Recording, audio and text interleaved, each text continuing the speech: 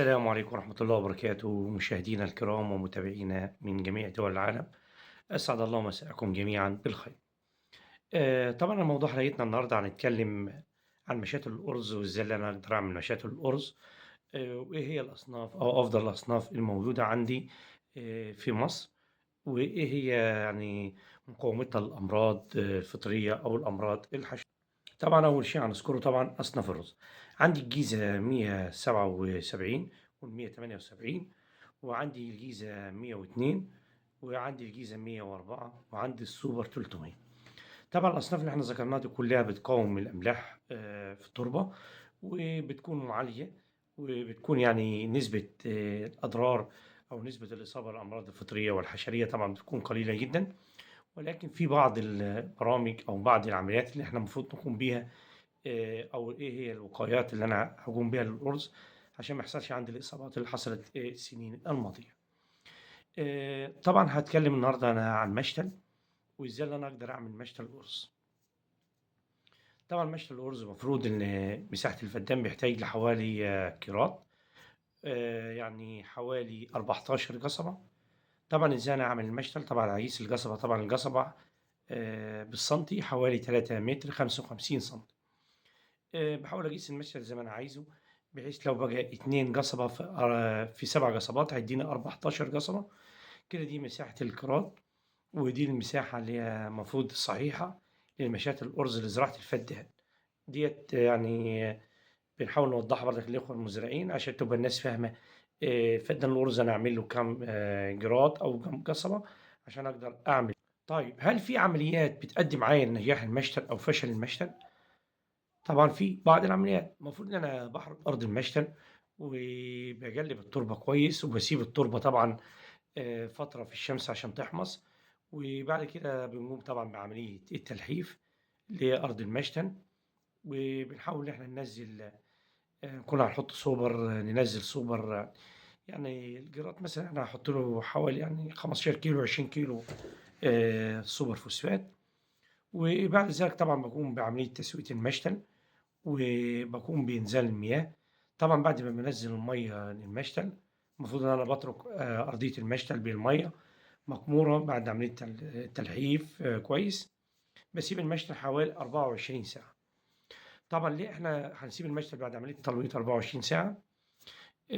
طبعًا عشان تكون عندي الرواسب أو التربة الطينية تكون نزلت معايا، أو نزلت سطح الأرض، ما أكونش فوق على وش المياه أو في نسبة عقار.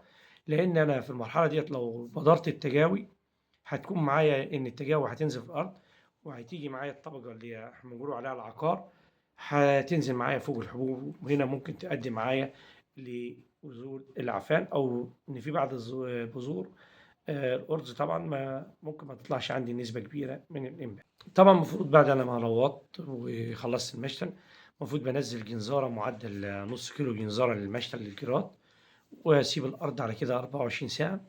بعد ذلك في تاني يوم باقوم طبعًا ببذار التجاوي. طبعًا أنا هاذكر طبعًا إزاي اللي أنا أعِد التجاوي تكون جيدة أو نسبة إنبات عالية. المفروض الرز طبعًا بيوضع في شكاير أو أجولة الخيش، ويوضع فيه مياه جارية لمدة 24 ساعة. بعد ذلك بنقوم بعمليات القمر.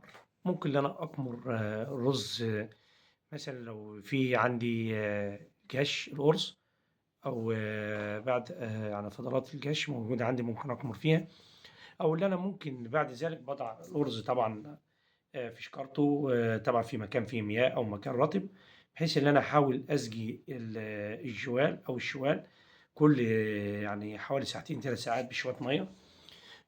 طبعًا بيدّي معايا عملية الإنبات بعد يومين بالضبط، بيكون عندي نسبة الإنبات وصلت ل90%، أو ممكن تكون وصلت ل100%. بعد ذلك طبعًا باخد التجاوي، طبعًا باحاول إن أنا إيه، أبذرها، باقوم بعملية تهوية ليها الأول قبل عملية البذار، وأقوم بعد ذلك بعملية البذار. طيب إيه هي العمليات اللي ممكن تؤدي معايا لموت الأجنة أو ضمور الأجنة في الأرز؟ طبعًا في بعض الإخوة المزارعين هي ممكن تكون واخدة الأرز بعد ال24 ساعة أمّا قعد في المَيّة. ممكن ناس بتكمره في التربة، أو ممكن ناس بتكمره في سباخ اللي هو روث المواشي. طبعًا هنا دي بيسخن جامد على الرز، وممكن يؤدي معايا لضمور أو نشتكي المزارع التجاوة عندي ما زرعتش، ده التجاوة بايظة، لأ أنت اللي بوظتها وموّتت الأجنة. فأفضل طريقة اللي إحنا شرحناها إنك إزاي تكمُر تجاوة الأرز. طيب فاضل معايا إيه تاني بعد كده؟ المفروض اللي أنا هاقوم بحَط أو وضع أدوية الحشائش، المفروض إن أنا هاكون موجودة طبعًا في الأسواق المصرية بعد 3 أيام، والأفضل طبعًا إن أنا أرُش في بعض المركبات تترش قبل نجلان المشط للأرض أو الأرض المستدامة بحوالي 4 أيام أو 5 أيام، وأنا بافضّل إيه المبيدات ديّة، وطبعًا أنا مش عاوز أذكر أسامي المبيدات طبعًا لإن المبيدات كتيرة جدًا في السوق، مش عايز المشاهد إنه يندمج معايا بنوع معيّن أو بشركة معيّنة. طيب فاضل عندي طَب إيه هو التوقيت الصحيح للمشاتل أو عمل مشاتل الأرز؟